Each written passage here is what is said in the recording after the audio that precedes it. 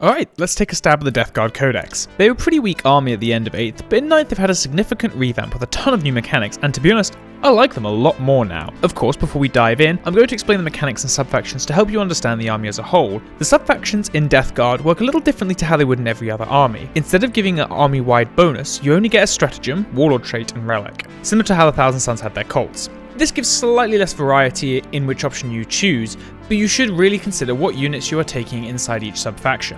Check the relic and the stratagem to see if it affects any of the units in your army, such as Harbingers with Poxwalkers, and then take that.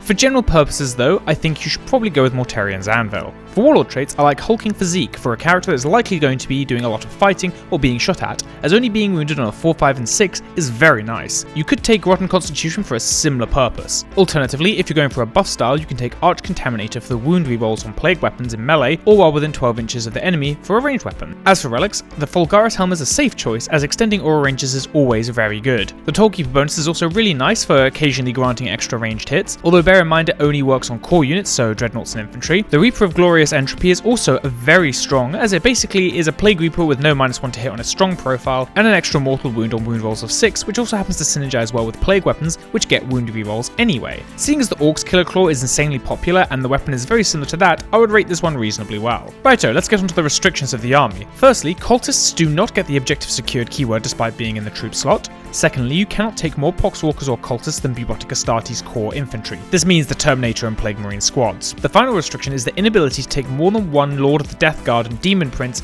per detachment. I will address each Lord of the Death Guard when I get to them, but do note this means that to build battalions and brigades, you will need one of at least a Plague Caster, Sorcerer, or Demon Prince on top of your Lord of the Death Guard. Either way, I'm not a huge fan of this rule as it really constricts what you can take in detachment, but I guess thematically it works a bit better, similar to the Captain restriction that this regular Space Marines got. Anyway, enough talk about restrictions, let's talk mechanics. Obviously, we have to talk about Disgusting Resilient, which gives the units specific to the Death Guard, so Plague Marines, Blight Haulers, Lord of Contagions, and so on and so forth, take -1 damage. This is really good as a lot of anti-Space Marine weapons have a damage characteristic of 2, but for pretty much all other damage characteristics this is worse than the old Disgustingly Resilient. For 1 damage, this new effect does nothing, whereas at least it would give you a chance to tank a lot of single shot damages, or a high roll on a 3 damage shot to avoid 2 or 3 damage, and so on and so forth. To be fair, there is also a decent chance where you just fail all the rolls and get nothing, and obviously less RNG is always appreciated. This also speeds up turns against Death Guard as well, so you aren't constantly having to roll Feel No Pains every single attack, which is very obnoxious. Next is Inexorable Advance, which allows all Bubotic Astartes units to counter stationary if you don't advance or fall back, no heavy weapon penalty for firing into melee for vehicles, and infantry cannot suffer any penalties to their movement, characteristic, advances, or charges.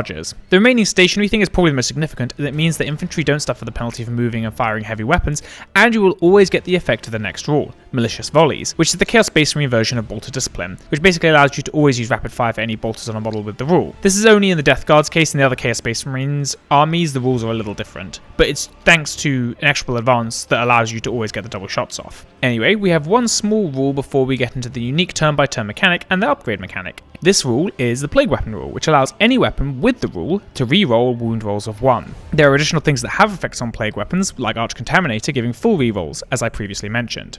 Alright, here's the big turn-by-turn mechanic and why I didn't talk about the faction-specific warlord traits. Every turn, an effect spreads a certain distance away from every Death Guard unit. It goes 1 inch on turn 1, 3 on turn 2, 6 on turn 3, and 9 on all other turns. This effect gives -1 toughness to all enemies within this effect. Note, this effect is not an aura, so all aura shutting off effects do not actually work. It is in fact explicitly stated to be a contagion. Furthermore, each of the sub-faction warlord traits give an additional effect to this ability, but only to the warlord. The good ones are the Ferryman's Droning for cutting the movement speed of enemies, which is good for preventing your enemies from running away or getting in range to charge you instead of you getting the charge off. The Wretched's auto wounds on hits of 6s is also very nice, and the Inexorable's improving AP -1 is also very good. I will at least say that this isn't all too menacing until round 3, or you have units that boost the range of the effect. The upgrading mechanic allows you to pay 10 to 20 points to increase the strength of a weapon on a Plague Marine character or champion by 1 and give it an additional effect. From the list, I like Corrosive Filth and the Viscous Death effects when given to the Foul Blightspawn, and the Acidic Malady, Virulent Fever,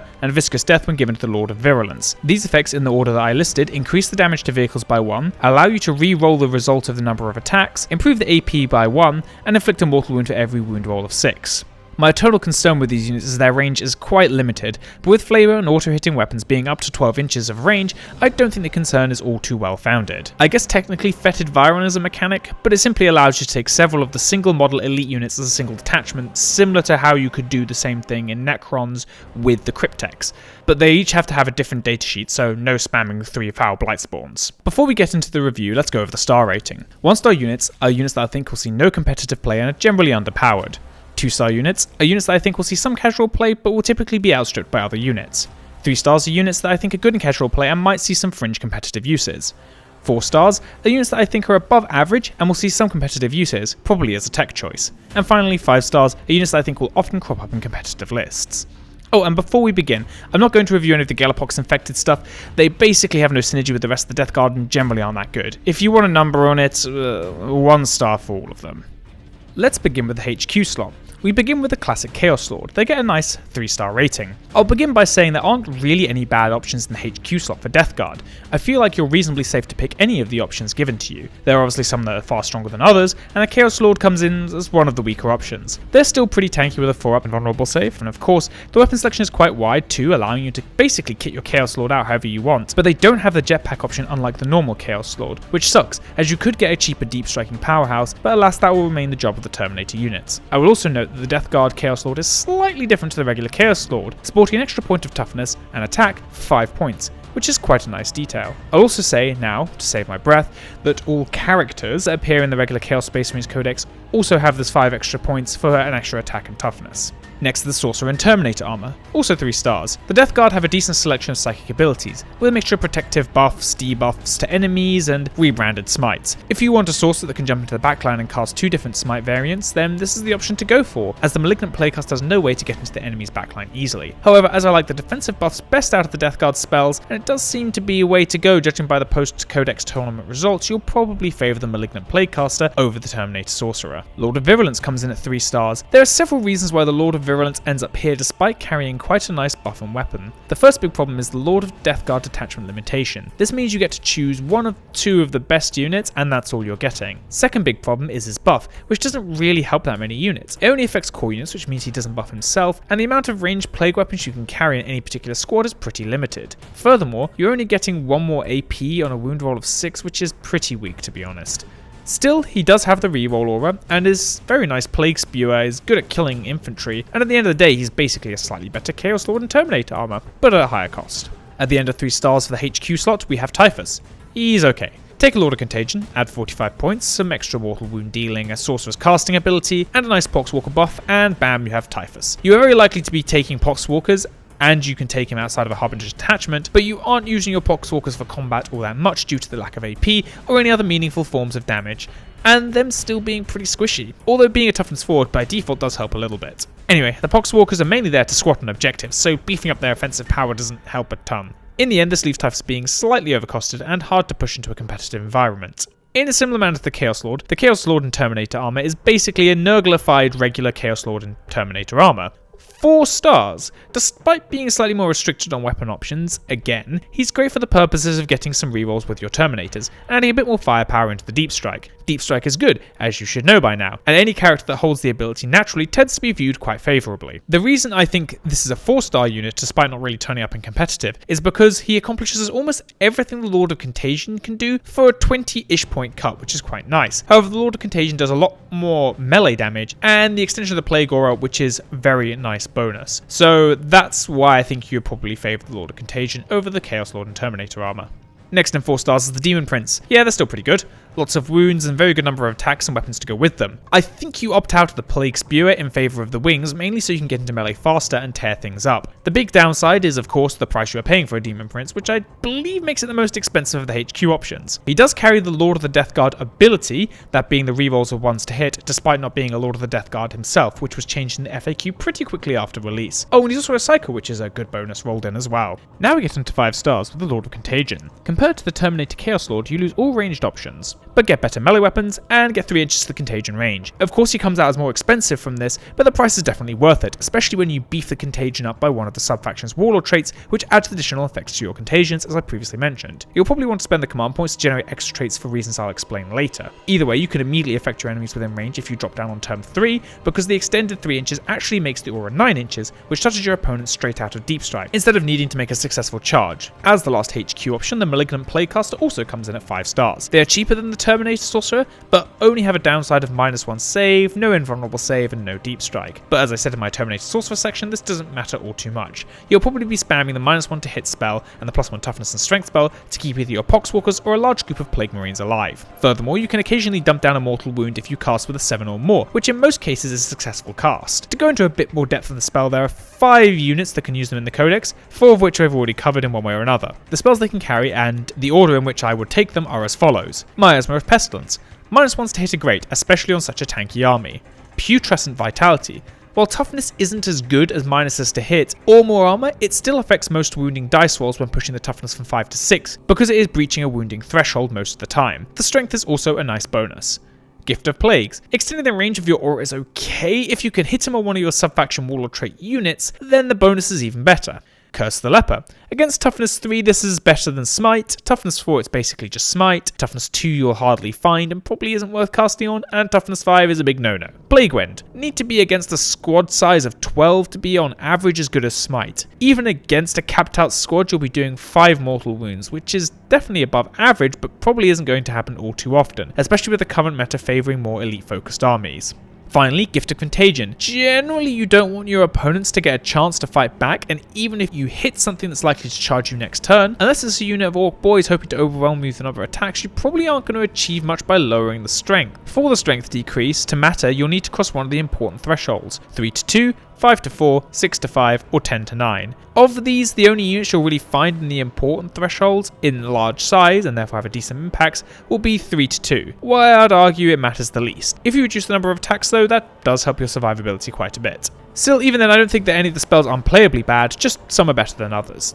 Let's move on to the troop slot, which should be a reasonably quick section. Let's begin with Cultists. 2 stars. I was very tempted to put this in 1 stars. Before I looked more into the Codex, I was almost erring on putting this much higher up at 4 stars because I thought there was a reasonable reason to put them in just to fill out attachments. But hey, you have no objectives secured and you need to take a Plague Marine squad or Terminator squad to even be able to take them. So yeah, I don't see a good reason why you're going to take them when Poxwalkers are tankier and better at squatting on objectives. At least they're cheaper than Guardsmen per point. Whoop-de-doo. Plague Marines have always been a strong troop option and finally get the 5 stars they deserve. Previously I rated them a lot lower due to the faction as a whole being quite weak, but now they have a support of a decent army and also 2 wounds, having the option to commit to a strong ranged squad with a nice selection of ranged plague weapons, or a strong melee squad with robotic axes, maces of contagion, flail of corruption and great plague cleavers. I wouldn't recommend overcommitting to the melee playstyle as it quickly ramps up the cost of your Plague Marine squads. Just choose a couple you like and make good use out of the extra attack Plague Marines get these days. I mean, Plague Knives are still good weapons too, so don't be afraid to get into melee even if you're going for a ranged squad. Finally, in the troop slot we have Poxwalkers. Yeah, they're 5 stars too. I wonder if the cultists having no objectives secured was a typo, considering that it doesn't make sense that the mindless shambling zombies are better at controlling mission critical objectives compared to cultists dedicated to chaos. Thematics aside, the Poxwalkers are good because they are cheap, tanky, and get objectives secured. This means you can sit them on the back and midfield objectives in small squads and not have them be completely destroyed in one round of shooting. Furthermore, despite having awful leadership, they can't even fail morale tests. Not that that matters due to the changes to morale in 9th. The 6-up Feel No Pain also makes them a pain to kill, although it's not as good as last edition's 5-up Disgustingly Resilient. Moving on to the elite slots, let's start with the Biologist Putrefier in 1 star. Now, this is the one thing I'll happily defend from my last video. Grenades are still absolutely terrible, and the fact that they need a 65-point crutch to make them even close to usable just shows how bad they are. 6 inches of range is an absolute joke, and without serious misplay from your opponent, there is no good way for you to get them into that range reliably, especially in the Death Guard when you have a lower movement speed than most. What makes this actually worse than the last edition is the nerf to the grenade stratagem, which means that you can no longer throw all your Plague Marines grenades and instead have to throw 3 grenades as pistols. Next is Noxious Blightbringer in 1 star. Of all the special characters the Death Guard have, this is probably the most forgettable. About the only thing notable is the Cool Bell, which I still constantly confuse as a Taliman. Anyway, he basically carries a bunch of really short range and really mediocre abilities. +1 to move is probably the best thing, but then bringing Death Guard up to a normal movement speed isn't exactly all too needed, when you can just chuck them into a Rhino or Deep Strike them. The -1 to combat attrition is nice, but you basically have to be in melee, and you have to fail the morale test first before you can even take combat attrition. Maybe a sort of anti-horde thing for things like orcs, it could be alright, but I doubt you're going to make a whole squad flee even with a -2 to combat attrition stacking the half-squad negative with this guy's aura. So, is the last aura any good? No. Saving the worst for last, a -1 to psychic test for enemy psychers is not good when you need to be within 6 inches. Apart from maybe Grey Knights and Thousand Suns, your opponent really shouldn't be letting them get in range of this aura. Right, upping a star rank, we have the Plague Surgeon at 2 stars. With the change to Disgusting Arisen, you can now make some decent usage out of a 6-up Feel No Pain, which the Plague Surgeon now carries. And with every Marine having at least 2 wounds, you're at least likely to be able to heal 1 dude before they die, especially with the -1 damage that a lot of Death Guard units get. Problem is, neither of these effects are super necessary in an already tanky army. It's sort of a too many eggs in one basket problem, but hey, they're better than last edition. Now we move on to 3 stars with Possessed. It's interesting to see a unit that was abundant in 8th come all the way down here in 9th, especially considering that 9th has a much greater focus on melee. I think the main reason this happened, specifically in Death Guard, is because there are better options for powerful melee units, like Terminators. They're still pretty tanky with a 5-up invulnerable save and very fast for Death Guard infantry, but the advantages of taking Terminators over Possessed are just too much to make these worthwhile. Next in 3 stars is the Hellbrutes. I feel like I'm repeating myself a lot from the last videos, but yeah, it's a Dreadnought. They get -1 damage, but they don't get Disgustingly Resilient, which is pretty unfortunate. Plasma cannons, fists, multi-melters, missile launchers, there's a bunch of good options for them. But Death Guard have better ways of doing things the Hellbrute is trying to do. I guess it's got some decent anti-tank applications, which Death Guard somewhat struggle with, but I think most people would agree with me when they say the Plague Burst Crawler kind of outdoes the Hellbrute in this regard. Next, we have the Blightlord Terminators in 5 stars. Yeah, no 4-star units with Death Guard elites. Blightlords are nasty, very tanky, a good variety of options for their weapons, and heck, their quote-unquote cheap loadout actually is pretty good in the meta of elite infantry. Balefools do a good job of chopping through marines with a high AP and strength 5. They are plague weapons to boot, meaning you get some rerolls on those wound rolls. Throw in the Lord of Contagion with them, and the Contagions and the Warlord trait buffs, and they all come together to make a really nasty blob of tearing through your backline. You can vary it up a bit by throwing in some Blight Launchers, combi weapons, and even a Flail of Corruption, all of which aren't bad options, but generally I'd recommend sticking to the default. Actually, I'll make an exception for the Flail, but do bear in mind you do throw away all ranged options when you take it. Continuing in 5 stars is the Death Shroud Terminators. Personally, I think they are slightly worse than the Blightlords, but they are still good enough to make it into 5 stars. Their ranged weaponry is a lot weaker, but to compensate for that, they have incredibly beefy melee, even getting to the point of anti-tank. Although the Contagion Aura doesn't affect vehicles, so it's more of an anti-monster thing. Anyway, the advantages of the Death Shroud Terminators over the Blightlords are the Bodyguard rule, which prevent nearby characters from being targeted, and a 2-up weapon skill, which is very nice for both profiles of the Man Reaper. Fun fact, while I was writing this video, I decided to check to see if you could use the close combat weapon, the basically if you have no melee weapon, fighting in melee weapon, to see if you could use the 2-up weapon skill before I double check the Man Reaper stats. But it turns out you can only use that if you have no melee weapons or no weapons that you can use in that fight phase. So yeah, it's an interesting little diversion. Alright, it's time to atone for my sin. The Foul Blightspawn is 5 stars. A very nice unit having a high power flamethrower, which is more of an anti-tank weapon than a normal flamethrower. It used to behave like a shock attack gun, where it had strength that would average out at about 7. But instead GW was sort of like, yeah, just fix it at 7, too much fun was had. Still, this leaves the Foul Blightspawn with one of the better weapons in the game, especially when you attack on the reroll to wound and the +1 strength from the deadly pathogens. You probably don't want to be taking more than 1 or 2 of these guys because you really do need the deadly pathogen to make them super good, but damn, when you do get that on them, you really lay down the hurt. Still, don't like the ability too much though, but it's better than it was last edition. Finally, in 5 stars, we have the Tallyman. Additional command point generation is always welcome, especially if you like spending them as frivolously as I do. Basically, you get slightly better than a 50-50 chance to generate a command point at the start of every turn. Very nice stuff. Furthermore, you can add one to the hit rolls of nearby core infantry, so either a beefy unit of Plague Marines, your Terminators, or heck even a Hellbrute, which I think is pretty cool. Furthermore, you can grant your Tallyman the Tollkeeper Relic, which allows hits of 6s to count as 2 hits, which is great, as it is an aura instead of targeting a specific unit, so you can just be passively generating extra hits for your ranged weapons. Now we get on to fast attack. We start with the Chaos Spawn. 2 stars. The only thing they offering to Death Guard is speed, and for that I generally think you're better off using Possessed. The random number of attacks can leave them pretty gimped, and the fact that you have no real synergy within the army makes them a little bad. However, if you get them into melee in one piece, they are still pretty good melee combatants, having a very strong profile. The random effects are still here, and they're all pretty strong. Getting 2 more AP, having D3 extra attacks, and rerolling wounds are all very good bonuses, just they're random, which can leave you with far too much AP when you need to kill hordes, or you end up rerolling wounds on something you're wounding on 2s.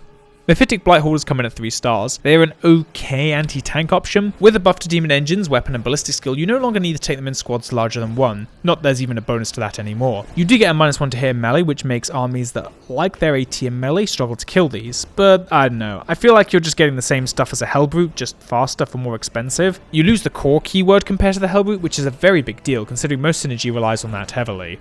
Lastly, in the fast attack slot, we have the Fetid Bloat Drone coming in at 4 stars. I like this guy, slightly more than the Mephitic Blighthaulers for a few reasons. 1. More plague weapons. 2. The fly keyword. And 3. More anti-elite infantry weapons instead of anti-tank weapons. It's also slightly cheaper, which is also nice.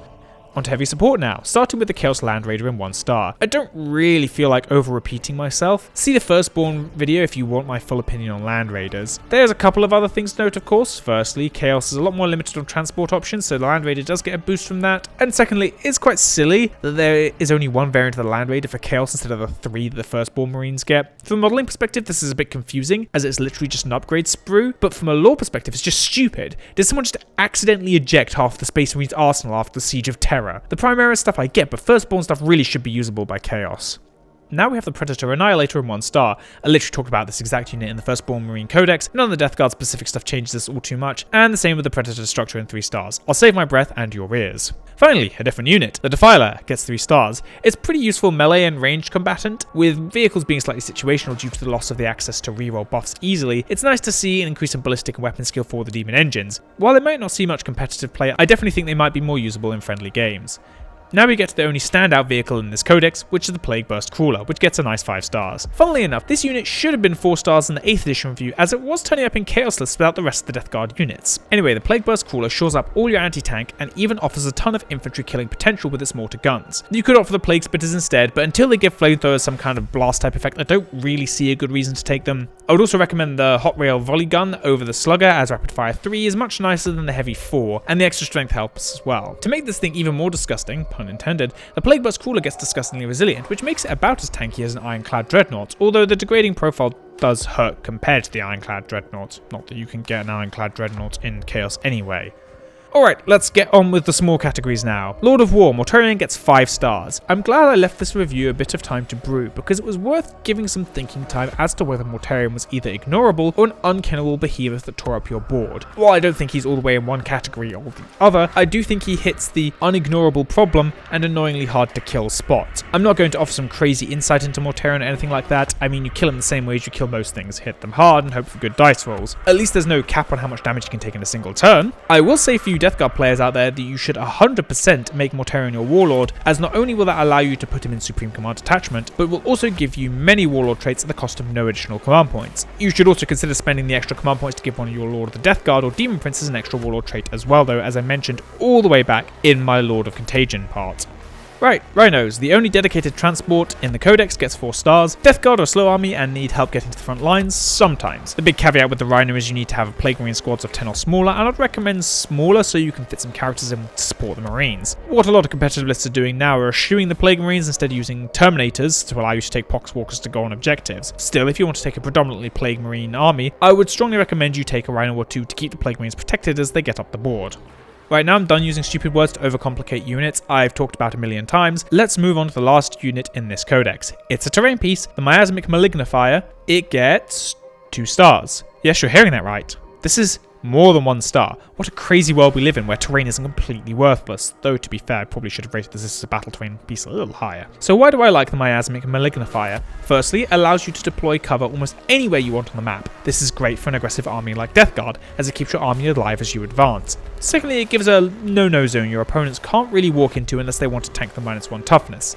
Thirdly, it gives a -1 to hit if you're in light cover, which is great, because it comes with a small piece of terrain that counts as light cover, and if you play the Malignifier in an area that's dense with terrain, bam, you get pretty much always a -1 penalty. Note this -1 to hit isn't only for ranged attacks, it is for both melee and ranged attacks, as long as you're benefiting from light cover. Finally, this thing is annoying to kill. At toughness 8 with 12 wounds, you'll rather be pumping more damage to things like Plague Burst Crawlers instead of this. But that's exactly why it's in 2 stars, because you can freely pump damage into things like Plague Burst Crawlers instead of focusing on the Malignifier. Because it can't move to be a threat, its range is incredibly limited, and it can't capture objectives, which makes it not very high priority.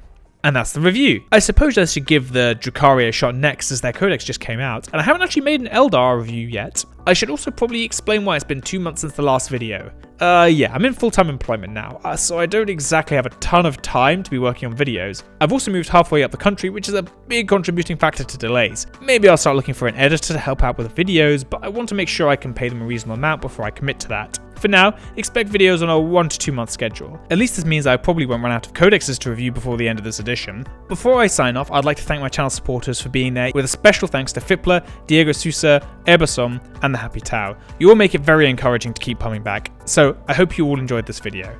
And I hope to see you all in the next video.